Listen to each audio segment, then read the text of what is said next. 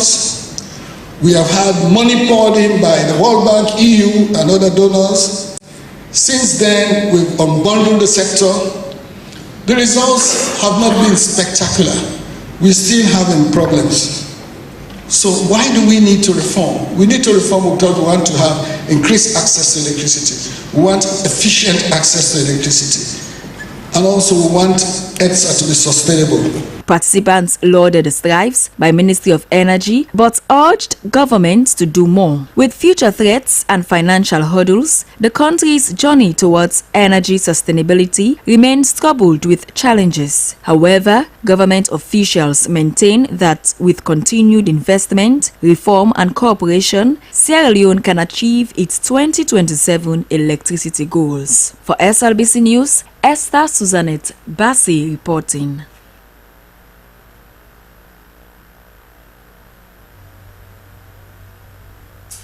And the country director, Infinitum Energy Group Waste to Energy SL Limited, Dr. Yasin Kagbo, has called on the government and other authorities in the energy sector to invest in alternative sources of electric power supplies, such as $200 million waste energy projects. He made a call during a press conference with journalists to explain the benefits of the project. Dennis Fraser was there. The press conference came in the wake of the announcement by the government on the significant reduction in electricity supply to Freetown by car power ship. The $200 million United States waste energy project by the Infinitum Energy Group Waste to Energy Sierra Leone Limited will provide energy through organic waste and has the potential to create more job opportunities for young people. Oversight, that's the relationship, right? FCC wants to collaborate with the private sector. We're coming with funds, investors, and a plan. And so we want the government to oversee what we're doing, and we want them to hold IEG and our private partners accountable. According to the country director Infinitum Energy Group Waste to Energy Sierra Leone Limited, Dr. Yasin Kagbo, there was the growing need to invest in alternative sources of electric power supply by the government and other authorities in the energy sector. This, he added, will cut down the country's energy consumption, which is heavily reliant on fuelwood biomass, and account for about 80% of energy use. We've submitted the documents, but we haven't gotten the response from the government. And it's taken us over 3 months, going to 4 months. And you know, time is of the essence. Had we started something like that, we would have been talking about the construction already. So like Jonathan said, this facility, we will come with already the built-in facility. We're just going to fix it there. He added, the company expressed optimism to partner with other sector players in the energy sector to address low access to electricity, underutilization of its renewable energy potential, and energy transformation benefits. He said they will employ many young people to engage in garbage collection to address the issue of unregulated dumping of waste. SLBC, Dennis Fraser reporting.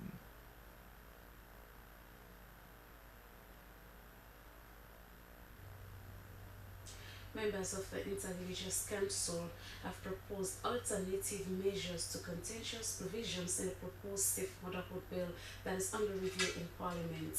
Promoting adoption instead of abortion and establishment of more orphanages to care for unwanted babies were amongst their proposed alternative measures they argued would provide ethical and economical solutions while still supporting the goals of maternal and child health. They made this proposal during a consultative dialogue held at the Ministry of Social Welfare. Here's the report. Under one roof, religious leaders gathered to critically examine sections of the bill they described as conflicting with religious doctrines. Particular objections were raised regarding the bill's provisions on spousal privacy to health-related issues, legal abortion, the use of preventive medicine, and sexual education for teenagers topics the clergy labeled as taboo and contrary to teachings in the Holy Scriptures. The one for Parliament, and we will get some concern about it. And We don't go back and forth, back and forth. It reached a stage wherein the Minister of Social Welfare said, no, if the Minister of Local Government will consult the paramount chiefs and traditional leaders, the religious council, they under me Minister of Social Welfare. So you can't deal with them when they're not involved. The other issue will be so hot, then say victim of incest. If somebody, a papa or an uncle or a brother did with him, he get better. They say now they definitely have to pull the original reunite the talk. We say no, the beginning of your fault. We are penalizing the wrong person. Not penalizing people who are. But they say no, there's a stigma. And we'll laugh and look at my mama and my papa get better. After several hours of dialogue, the council proposed alternative measures such as promoting adoption instead of abortion and establishing more orphanages to care for unwanted babies. They argued that these steps could provide ethical and economical solutions while still supporting the goals of maternal and child health. A representative from the Ministry of Social Welfare noted that this dialogue is part of a nationwide consultation process aimed at gathering views from diverse stakeholders. The ministry assured the council that all feedback would be considered and potentially integrated into the final presentation of the bill in Parliament. Visions the bill that we are finding it very difficult with Inter-Religious Council, to get a point to meet, but this is an opportunity for them to look at the bill critically and see the areas they think there should be an amendment and also make their final recommendation. So, as the debate continues, the Safe Motherhood Bill remains at the heart of discussions balancing public health goals with deeply rooted religious and cultural values. Slbc News, Aminata Fofana.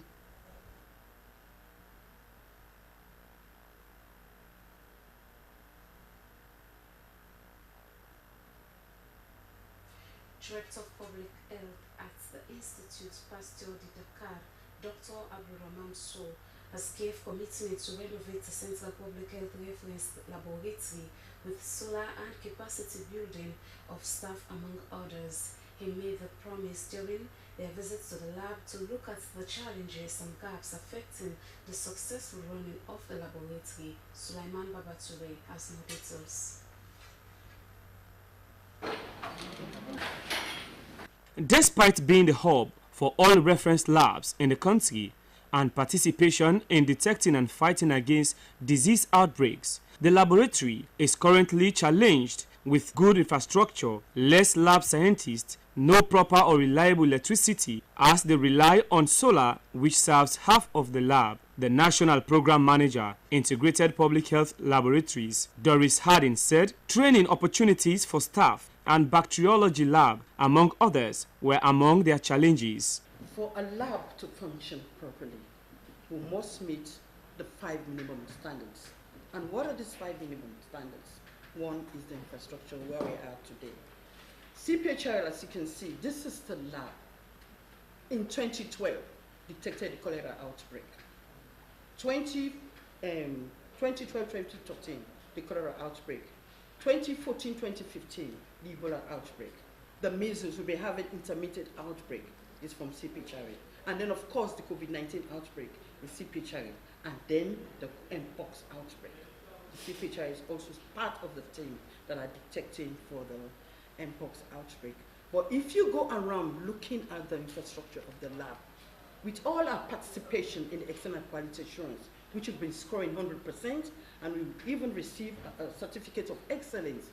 If you go around, the lab is really, really appalling.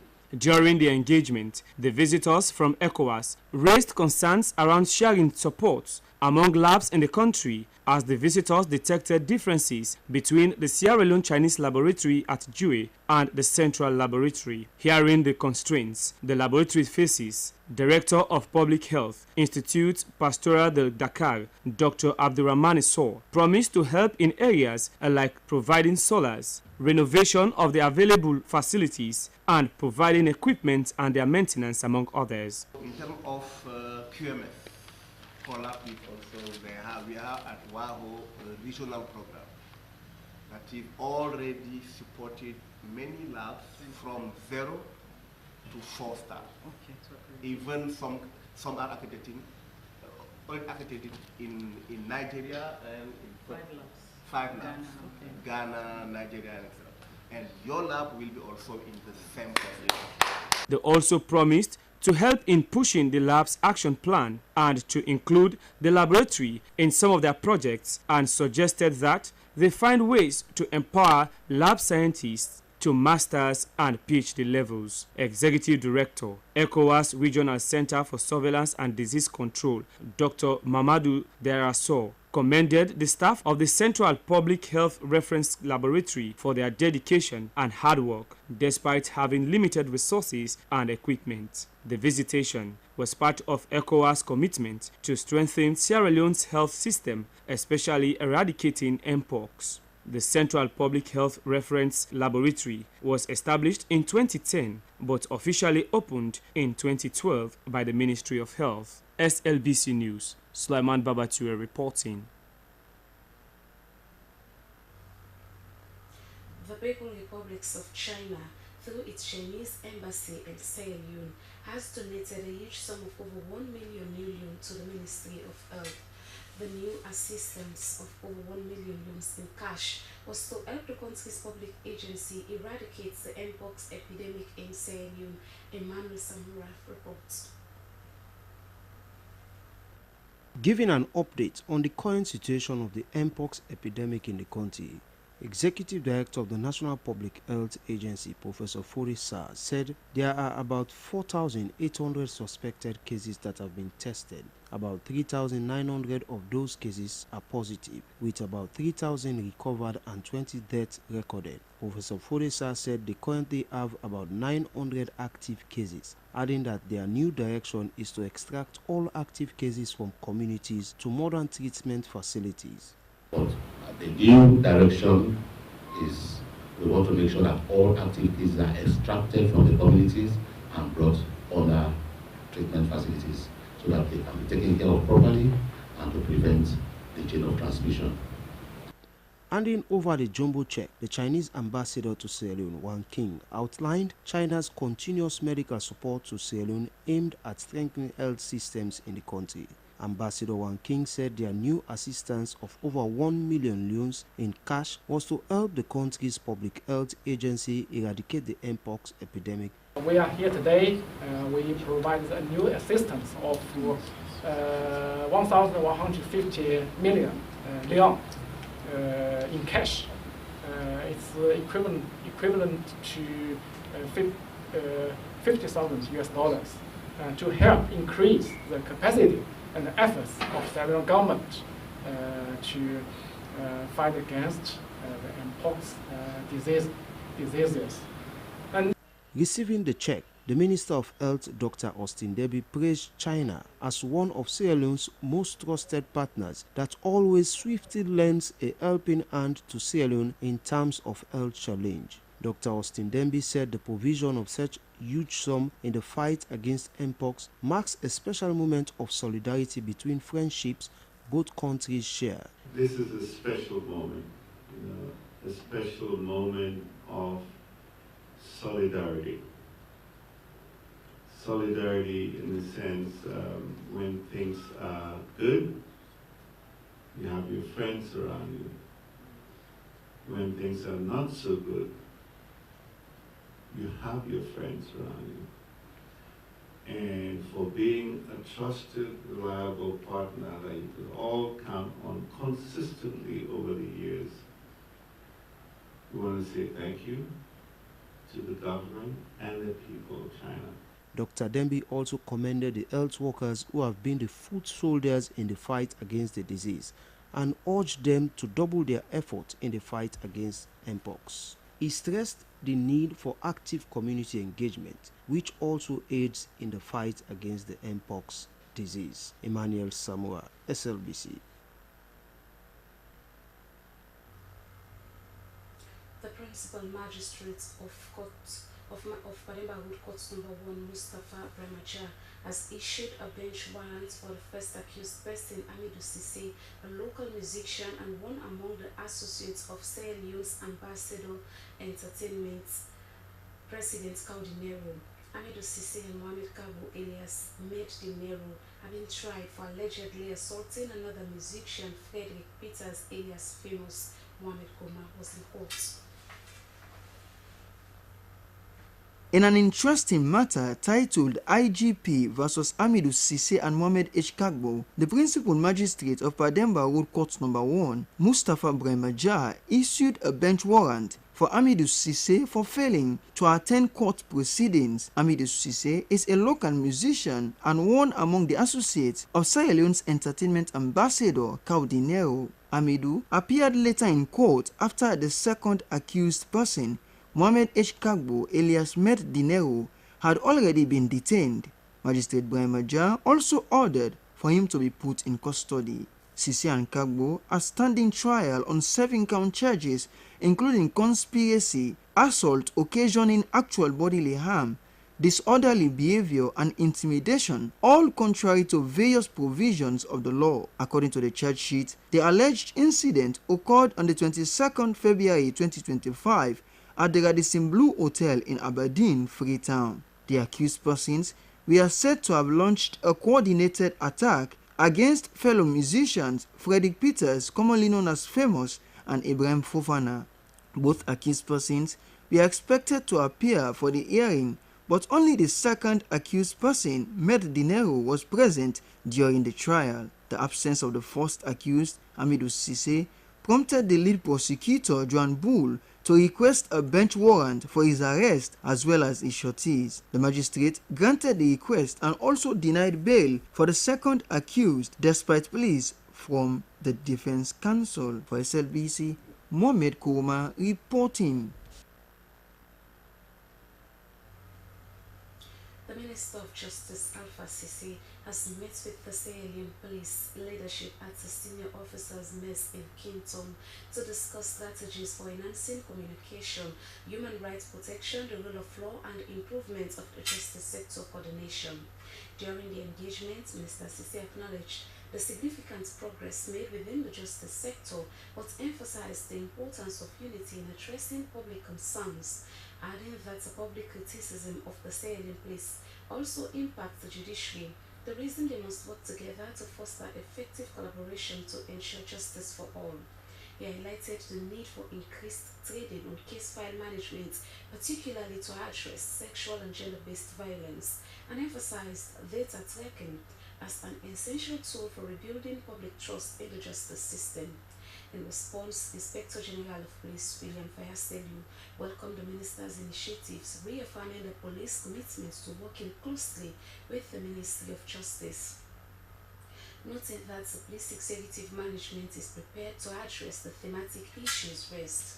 The discussions underscored the critical importance of mutual relationships, effective collaboration, and targeted training in delivering efficient justice services for Sierra Leoneans. In commemoration of International Day of Play, BRAC Sierra Leone convened a national dialogue on the importance of play at Bamwe Hotel, Aberdeen, Freetown. This important national event brings together key stakeholders from government, civil society, development partners, educators, and community leaders to discuss the critical role of play in child development, learning, and well-being. Jonathan Tuna was in attendance. In their thinking or in their learning. The International Day of Play is a global initiative aimed at promoting the essential role of play in the lives of children. It emphasizes that play is not just a leisure activity, but a fundamental right of every child, as recognized by the United Nations Convention on the Rights of the Child under Article 31. This day serves as a reminder of the need to ensure that all children have access to safe and inclusive play environments, which are crucial for their physical, emotional, and social development. Could be more, incorporated into the curriculum. And also the other recommendation I made was to see that there is more financing in terms of ECD, play-based learning. So with that could help in promoting play-based learning across the country. The national dialogue conveyed by Black Sierra Leone and its partners is a call to action for play to be made a policy priority within early childhood development. In a keynote address, the Deputy Minister of Basic Education, Emily Gogra, emphasizing play-based learning. The ECD unit has played a pivotal role in showcasing early childhood and play-based methodology, in training ECD teachers, improving school infrastructure by the government and UNICEF and our GP program, and working closely with partners and community. A lot of partners we have worked with, as I have named them, but we know the journey requires more.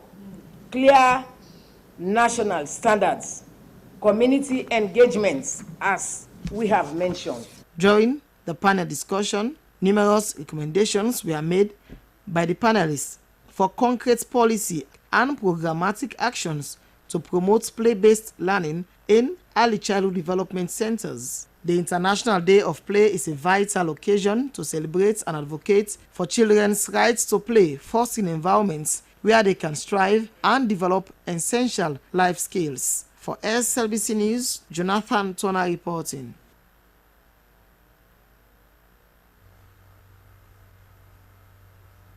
In line with achieving President Biyu's target of employing 500,000 youth, the National Youth Commission with the Armed Forces Technical and Education College has enrolled 250 women into their skills training programs. During the matriculation ceremony, Commission and National Youth Commission promised to include women living with disabilities into the program. Esther Nene Kamara brings us the details.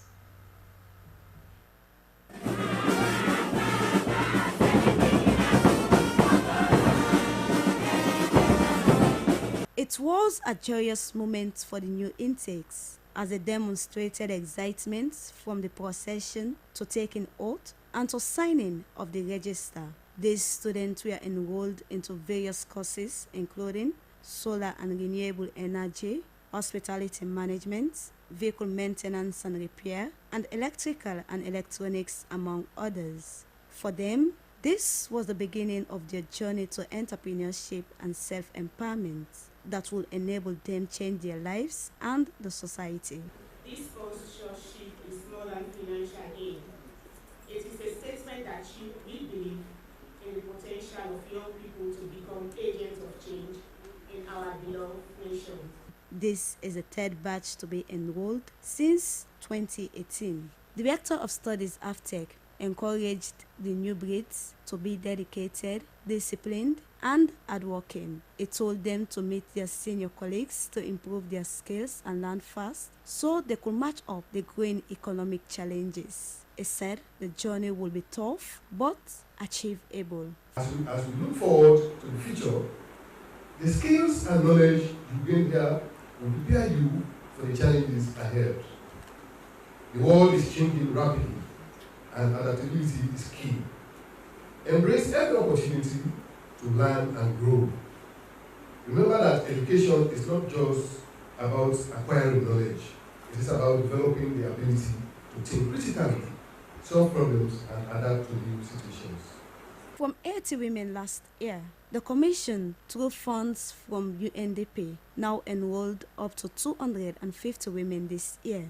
Commission and National Youth Commission, Ahmed Atata Mansari, said the program was organized to address the vulnerability of women thriving in men-dominated fields. It promised to soon include persons living with disability in the program and also support new intakes with monthly allowance of 200 yuans for transportation. We have told governments in as much as we have interpreted the GUI Act, they say 30% quota for women. This is more than 30%. Giving an update, representative from UNDP, Richard Musinguzi, said Sierra Leone has a youthful population and that women were the most vulnerable and deprived in the area of skills development and employment. He encouraged the new students to take the opportunity given to them seriously. Students who had benefited from the program delivered inspirational testimonies on how the training had changed their lives and helped them contribute to national development. For SLBC News, Kenema reporting.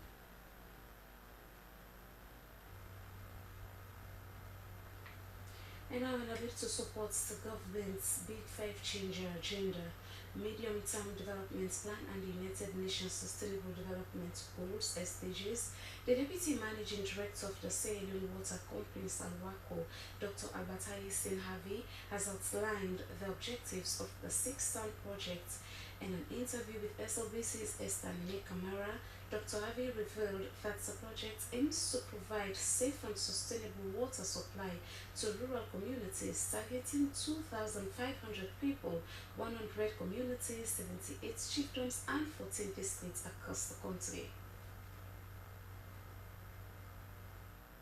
We did a week-long tour across the country to engage with our stakeholders, the local councils, and the chiefdom people and community people on the planned project that we are trying to implement for 100 solar-powered boreholes that is funded by the Saudi government and the Saudi Fund for Development. So what's the name of the project? We call it 100 solar-powered boreholes. Okay, so how important is this project? This project is very important because we see as a country we've been making progress. Waterborne diseases we've been hearing about before, we no longer hear about them as much as we used to. So this project will bring water to the step of community people. This time it's not for big towns or big cities. It's for local people in their villages, in their communities, who will drill underground and then put a submersible pump to lift water into an elevated tank of about 3 meters. And then from that height, we believe when it is pressured by gravity, it could go up to 1 kilometer. But it's not going to be 1 kilometer straight line of reticulation. It's going to be based on needs and appropriateness in the communities. So, Talking of 250,000 people, which community are you targeting? We targeted 100 communities. We targeted 100 communities. We targeted 78 chiefdoms in 14 districts. How were you able to pick out these communities? Yes, all our decisions as a company is informed in a rational manner. You know, we look at council's development plan, their ward development plan, their district development plan. We look at the medium-term development plan for Sierra Leone. We look at statistics reports. We look at even the national budgets because the council do come and present their requirements. We engage them, we engage stakeholders, and then this list we are sent by the government to the Saudi government. Saudi government approved it, so when the approval comes, it comes with the approved list. Has been a major challenge when it comes to project management in this country. How will you ensure that this project will sustain for a very long time? We have a very robust sustainability mechanism for the 6 towns water supply and any other project we are doing. I'll speak on the 6 town water supply. For 6 town water supply, and the Salwako will take over as soon as the projects are completed and handed over to government. We have a station, we have our station people, our financial, full complement of what it's required to run a station at that town level will be there. Revenues will be collected appropriately and efficiently. Distributions will be done. Quality of the water will be done. So there's going to be no need. The sustainability is going to be anchored on institution. And that's the best way to sustain anything when you anchor it on institution. For the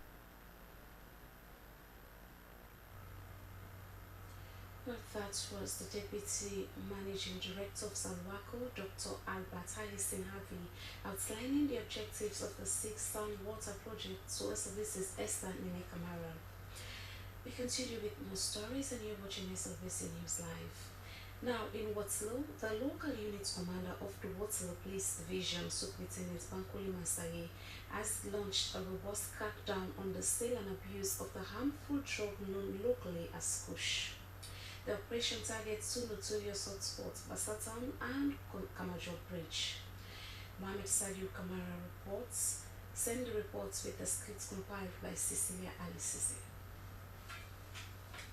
The operation, that was spearheaded by Superintendent Bankole Mansare, began earlier this month at Tombo Junction, a central business area in Waterloo. It has now been extended to Bassa Town and Kamajo Bridge, two areas widely believed to be the hubs for kush trade and consumption. Superintendent Mansare said the Bassa Town playing field was prioritized because of its proximity to 3 schools, a primary and 2 secondary institutions. He emphasized that children should not be exposed to dangerous habits that could influence their development. Kamajo Bridge was also targeted due to frequent accidents reportedly involving kush users as it lies along a busy stretch of highway. We are taking this action to secure our communities and protect our children from being lured into drug abuse. We also called on residents to provide intelligence that will help us root out the kush menace entirely. The police operation included the demolition of makeshift structures believed to be used as hideout or selling points for the drug. While some residents were affected, many expressed support for the initiative, citing security and health concerns. Although me are affected, but I'm so 100% happy. Even though I am affected as my makeshift structure was demolished, I welcome this operation. It's time we reclaimed our community from the hands of drug dealers. Superintendent Mansare further assured the public of increased security presence during the rainy season and encouraged continued community cooperation in the fight against drug abuse. From Waterloo, Mohamed Salu Kamara sent in this report and the story compiled by Cecilia Alice Sisse.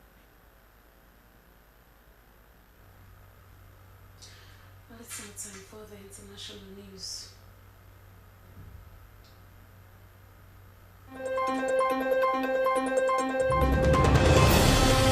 Welcome to the international news. I am Aminata Fofana. An Air Indian passenger plane bound for London Gatwick crashed shortly after taking off in Ahmedabad, Western India on Thursday. More than 240 people were on board the flight when it was involved in what the airline has called a tragic accident. The plane crashed on departure from Ahmedabad, where all operations have since been suspended. According to flight tracking website Flight Radar 24, the signal from the aircraft was lost less than a minute after taking off. India's aviation regulator said the plane gave a mayday call to air traffic control. No response was given by the aircraft after that. It crashed into a residential area called Meghani Nagar. The Global Nuclear Watchdog's Board of Governors has formally declared Iran in breach of its non-proliferation obligations for the first time in 20 years. 19 of the 35 countries on the board of the International Atomic Energy Agency (IAEA) voted for the motion, which was submitted by the US, UK, France, and Germany. It says Iran's many failures to provide the IAEA with full answers about its undeclared nuclear material and activities constitutes non-compliance. It also expresses concern about Iran's stockpile of enriched uranium, which can be used to make reactor fuel but also nuclear weapons. Iran condemned the resolution as political and said it would open a new enrichment facility. The UN Refugee Agency UNHCR revealed Thursday in its annual Global Trends report that the number of people forcibly displaced by war, violence, and persecution has hit a record 1,221.1 million. The figures mark the 12th consecutive year of rising global displacement, underscoring a deepening humanitarian crisis. The surge up from 120 million a year ago is being driven by protracted and intensifying conflict in Sudan, Myanmar, and Ukraine, as well as a growing inability to resolve ongoing violence and protect civilians. UNHCR said the international community's failure to end these wars is compounding suffering on an unprecedented scale. And Burundi's ruling party, the CNDD-FDD, has won all 100 seats contested in the country's legislative elections, according to results released by the National Electoral Commission on Wednesday. The sweeping victory has sparked outrage from opposition parties who have denounced the polls as fraudulent and undemocratic. The CNDD-FDD secured 96.51% of the votes, while all other parties failed to meet the 2% threshold required for parliamentary representation. Notably, the main opposition party, the National Congress for Liberty, was largely sidelined ahead of the votes. Its leaders had been removed, and many of its members reported harassment and detention during the campaign period. That's the international news. Thanks for watching.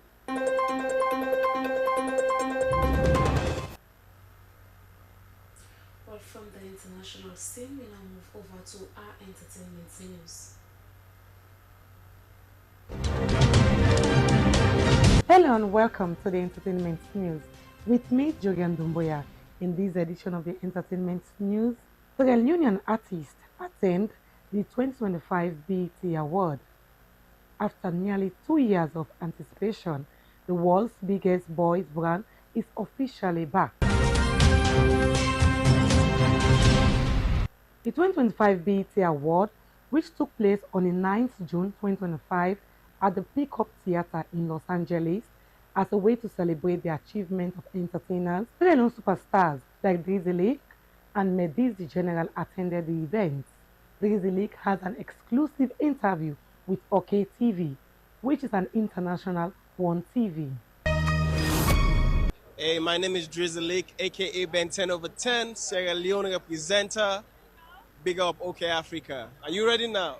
Our music, growing, dynamic. Trust me, Creole fusion is coming. That's our music, and you listen to Sierra Leonean music, none other can compare.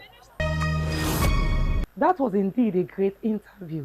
Now let's go to Medis the General, who got an outstanding freestyle rap to show his super skills. Yo, check it. I spit the alien flow, knowledge is fifth element. Brace up, my gravity is about to pull the evidence. When I shape ships, they're gonna be in shitty ship. Got everybody asking, was any of the Buddha scratching ape? Yes, aside Selassie, king of the coast, don't arrive like it was prophesied. Mbangi, M to the D, D to the G. Here maestro, the flow got them stupefied. Listen, my brakes are gone, the road is done. So when I pull up, it sparks like the fourth is on. It's 4th and 1, so best believe I'm gonna run. The ends on his mind, prime time to yawn. We got levels to the shit. Picture me rolling, stone on the front of the magazine I'm posing. I stay crushing, serving them sex on the beach and my strum and this girl stay sipping. Who wouldn't like that? Haters, of course, so I put them in a cage, throwing bones that can bite that. Who wouldn't like that? So you commit the ghost on the Rick and kind of Scott with a scope and a snapback. My sound to your list, that's a life hack. Press Libby for my M4, make you backtrack. Terminate the boy, nigga, never dare rise up the machine. I told you I'll be right back. It's your boy MDG, man. Booyaka 10. Oh yes, for sure, the freestyle rap is stunning. Finally, BTS, one of the most unique musical groups from South Korea, has completed their mandatory military service and reunited as a group on the 11th June 2025. The 7-member group from South Korea have been serving their country with pride since 2022, fulfilling South Koreans' national service requirements. Now with their return, fans around the globe are buzzing with excitement for what next. Social media is exploded last night as all 7 members were officially discharged with hashtags like BTS is back and welcome back King, spreading worldwide within minutes. That's all we have in this edition of the Entertainment News. I have been your presenter, Julian Dumboya.